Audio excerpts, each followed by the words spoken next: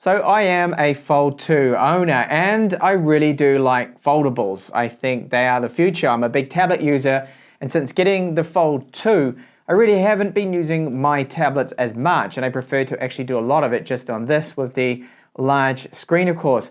So as you know, the Fold 3 is out, and to me really it should actually be called the Fold 2S, and you'll see why in this particular video. But the question that I'm putting forward here is, should you upgrade to the Fold 3 if you are a Fold 2 user? And I hope this video will be helpful for some of you out there. I can give you a bit of a spoiler that there's really only one or two reasons to upgrade, as you'll find out in this, well, a bit of a comparison in my experiences of using both the Fold 3 and the Fold 2 here. And here we are with the Fold 2, Fold 3. So I would show you the contents of the box, but there's nothing, okay? There's just a little bit of paperwork and a SIM tray tool. That is it. And there's no charger included, so you can buy that additional 25-watt charger. You need to spend a little bit more on it. Yeah, it's the way of the future. It means the box, yes, is smaller, but it's all marketing just to make a little bit more money. So differences here with the finish. So we've got the glossy Gorilla Glass Victus. This is Gorilla Glass Victus front and back with the Fold 3. And I like the matte finish to it. It still does pick up fingerprints, but it just feels a little bit better in your hand. Slightly different camera layout, but the cameras are identical. They're using the same hardware. So the 312 megapixel sensors for the zoom camera, the main camera, and the ultra wide.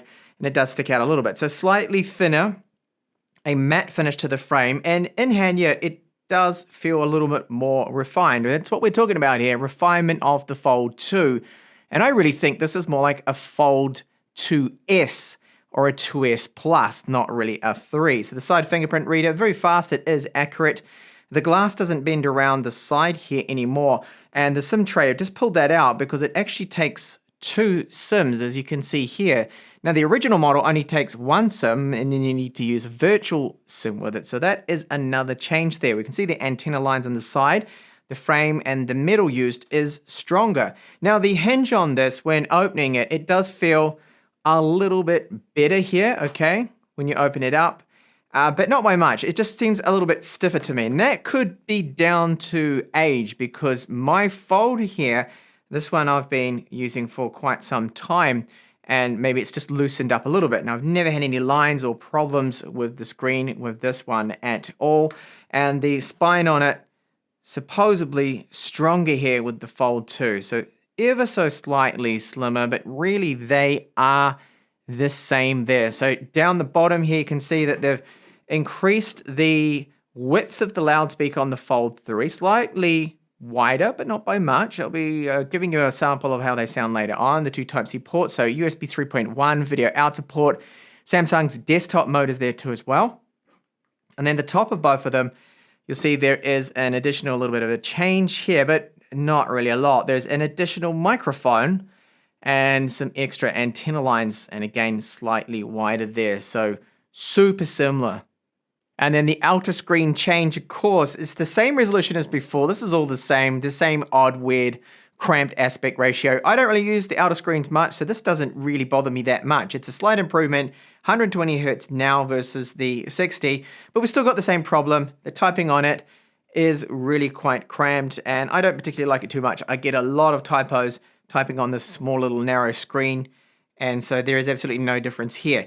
Now, Huawei did a much better job at this with their Mate X2, which for me still is the best foldable you can buy. However, it doesn't have Google Play services, and it's super expensive, really hard to get hold of, but it uses a proper width like a normal phone. So I find that when you've got it and you're typing away, it's just a little bit too narrow.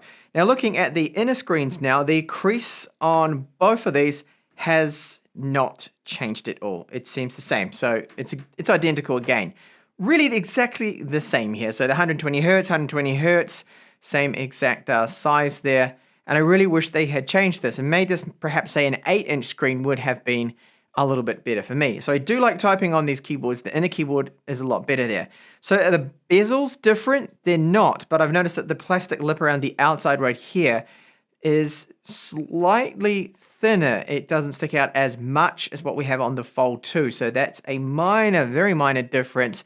And you can see here, look at the cutouts, the inner cutout. Even though this does have the brand new under display camera tech. You still see it, you still notice it right now, and looking at an angle, it's more obvious. Now, if I was to just swipe down here and bring up notifications, things like that with the white background, there we can see a bit of a difference. Now you see, oh, hang on, yeah, okay, it's hidden away, but it still has the pattern to it, which I'll show you now.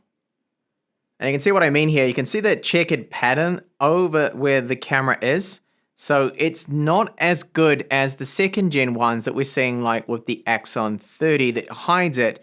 There's that checkerboard pattern covering that under display camera. This is another area, because of that new under display camera, we are taking a bit of a hit on the quality. So with the Fold 3 here, we only have 1080p, so full HD. We get 4K video on the inner camera if you did actually want to use that, or with the Fold 2. So this is why it's a downgrade there, even though right now they look identical, exactly the same. But I'll give you a sample from each of them, and you'll see the obvious difference in quality. First up is the Fold 2. So this can record in 4K, and it looks sharp, it's clear, and I think this quality is very good, not bad at all. And now I'll move over to the new Fold 3 with that under display camera.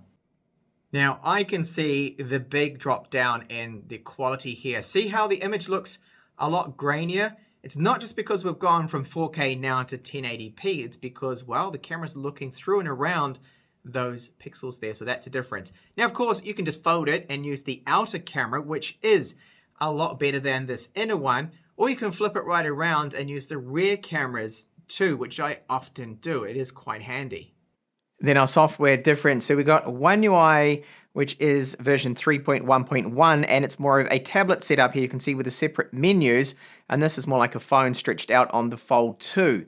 So this one, of course, Android 11, One UI 3.1, and Android updates, they will come through on this eventually, of course, and we should be able to get Android 12. So there is a difference here with that and the way you're seeing things. Now, both of them do the same kind of things when you are not really in menus like that. So when you go split screen applications, any app or whatever you're going to run, so you can just go in there, hold, and then you just tap here on the icon. You can then do split screen, and you can put it on one side, the other, you can swap it over, and then you can do the same exact split screen thing. So really the software is kind of identical. However, the Fold 3 does have one big game changer. And that is this, the S Pen. So we've got S Pen support now, and because we're not going to have a new note series, I think a lot of people would be interested now in the Fold 3. So what I did end up getting is what they call the note package. They sell you this as an extra, of course, 25-watt charger. And we've got this new case. Now the case for the Fold 2, I didn't like. It's only half a case. I mean, look at it. It's just half a case that you clip on the end.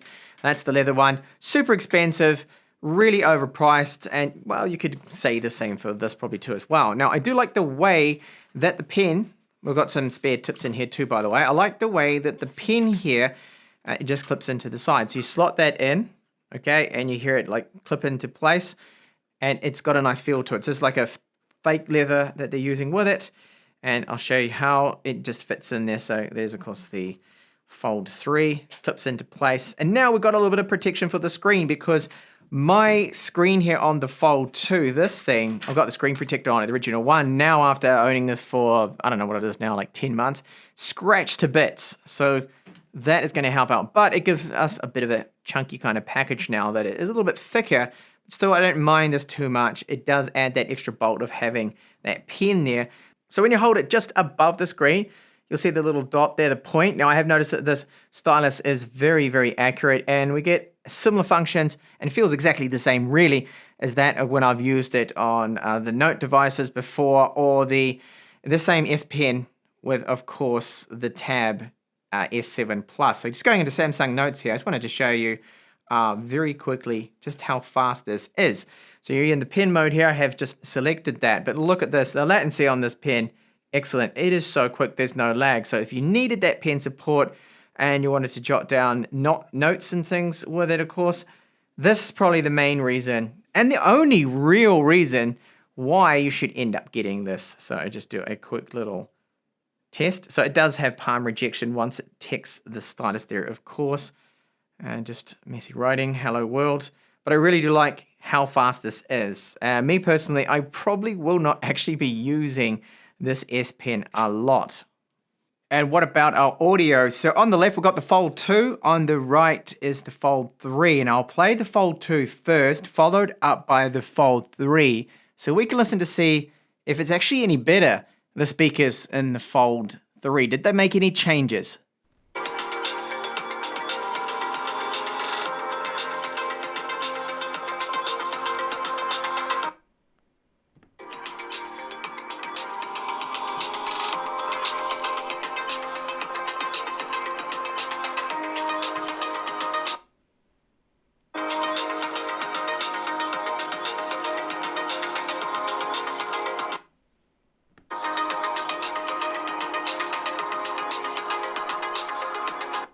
Okay, so there's another downgrade. To me, in my ears here, definitely the Fold 2 speakers sound clearer and a little bit better and a fraction louder. Why is that? That's probably to do with the Fold 3's IPX8 rating. So there'd be like a super fine mesh across those speakers to stop any splashes and water getting in. But that's the trade-off. We've lost a little bit there on the loudspeaker quality. Onto our performance now. Again, I apologize for the banding. We're seeing these screens are so hard to capture for some reason because there's no DC dimming.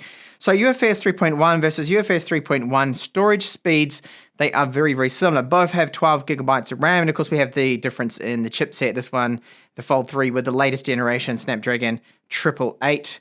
So really not much in it. Okay, not amazing difference here, but I just have to point out as well that I've got 512 gigabytes on this versus 256, okay? So that probably accounts for why this one's faster too there. So is this a noticeable difference in real world use? No, definitely not. You can't see the difference. And then a very quick 3D Mark test here. This is the Wildlife benchmark. So the Snapdragon 865 Plus versus the Snapdragon 888 both have the 8 gigabytes of RAM, same resolution, everything. So this should be a really interesting test here to see if the 888 is that much better.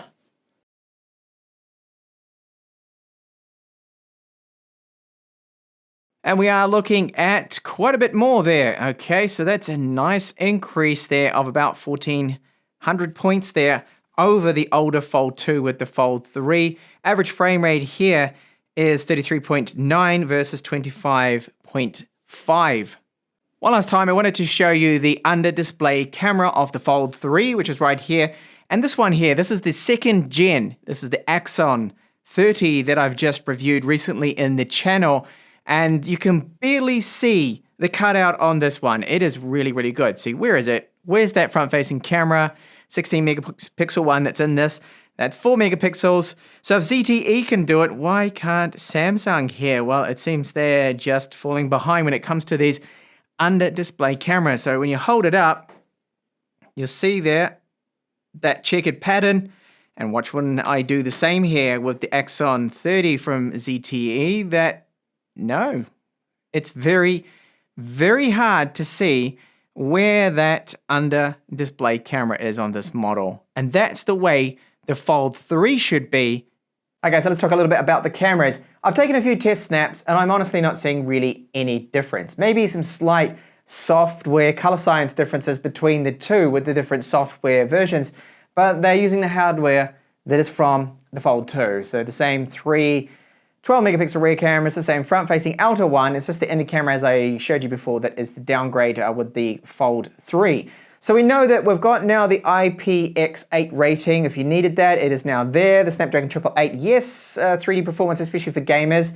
It is faster, and you do notice that. And the one that I didn't get for some reason, I missed it from the presentation, was dual SIM support, well, proper dual SIM support, not just the single SIM tray that I have with my Fold 2, where the Fold 3 now has support for 2 nano SIMs, which is great to see that there.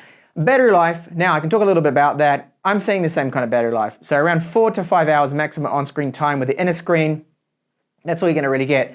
These are not phones that are gonna have amazing battery life, okay? Because the Fold 2, I will sometimes struggle to make it through a full day, but most of the time I'll get to the end of the day and I'm quite a heavy user. I will still have around about 20-30% left. And for me, that's fine. If I can make it through a full day, then I'm still happy. Now the 25 watt charging it's still not really quick. It's still going to take like, well over an hour to charge, and really they should be coming up now with 65 watt charging or 50 watt charging or something like that. Better, improved charging tech. The disappointments, well, even though the build quality is refined slightly better, there is the loudspeakers, okay? So the loudspeakers on the Fold 3 sound slightly worse to my ears compared to the Fold 2 because of the IPX8 rating, because of that waterproofing splash resistance they had to add there, the mesh with those speakers. That's probably the reason why it doesn't sound quite as good. It seems to distort a little bit too more at higher volumes, and most people that's not going to be an issue there at all. The other thing, which is the downgrade, of course, as mentioned, is the inner camera. Now, I find that under display camera on the Fold 3 compared to the Axon 30 that I've just been reviewing, and what I've already seen from other people I know with the Xiaomi Mix 4 with the same kind of tech, it does look disappointing. It is a very poor attempt, to me that is, at hiding the inner camera, and I don't think it is worth what we're getting with the inner camera performance. And I know, yeah, you fold it, you can use the outer camera. Hey, what's the big deal? It's nitpicking. Yes, yes, yes, I understand. So that question that I asked at the beginning was, should you upgrade? If you're a Fold 2 owner, I would only upgrade for 2 reasons, and really only one. And that is this, of course. You knew I was going to say that, right? The S Pen. It's all about the S Pen. That's basically it. But it should still be called, in my eyes at least, a Galaxy Fold, a Z Fold 2S or a 2 Plus or the 2S S Pen for the S Pen. The S is perfect, right? So that's why you would get it. I do like the new case they've got for it. The pen works really good on the screen. It's super fast. The latency is really low. It is accurate, and it does make a bit of a chunky package. But when I compare that to putting the leather case, half case of the Fold 2, similar. It's just the extra width that we've gathered from that S Pen, but it's a nice full size. The nib is rubber, you can change it over.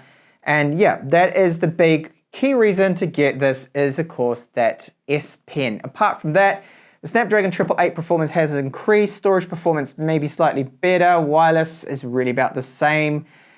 So really, it's not worth it, okay? So you're probably asking me, well, then why did you buy it? Am I an idiot? Well, I possibly am.